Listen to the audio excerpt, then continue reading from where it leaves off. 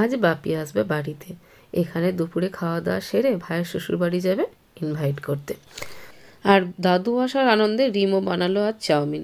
সেই চাউমিন দেখে বাপি কি বললো সেটা জানতে হলে লাস্ট পর্যন্ত ভিডিওটা দেখুন। তো যাই হোক, সকাল সকাল ঘুম থেকে উঠে চেঞ্জ করে নিচে আসছিলাম, আর বারান্দাটা দেখতে পাচ্ছেন কি অবস্থা। আগের দিনে ভিডিওটা যারা দেখেছেন তারা জানেন যে কত কাপড় হয়েছিল, নিচে দেওয়ার জায়গা থাকেনি, তাই উপরে দিয়ে দিয়েছি। নিচে আসার পর টিফিন সেরে নিয়ে আর এদিকে বরমশাই গিয়েছিলো বাজারে, বাজার থেকে নিয়ে এলো বাটা মাছ আর সাথে কিছু সবজি।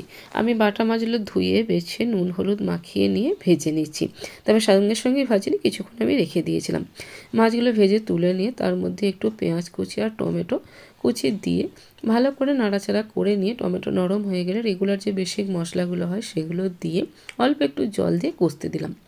আর এদিকে কাঠের জ্বালেন বা কাঠের উনুনেতে মা ভাতটা বসাবে, তাই হাঁড়িটা রেডি করে দিয়ে আসলাম। আর গাছেরই ধনেপাতা কিছু কেটে নিয়ে চলে এলাম রান্নাশালে। এদিকে কিন্তু মশলাটাও কষানো হয়ে গেছে, অল্প একটু জল দিয়ে আর মাছগুলো দিয়ে আমি ঢাকা দিয়ে দিচ্ছি।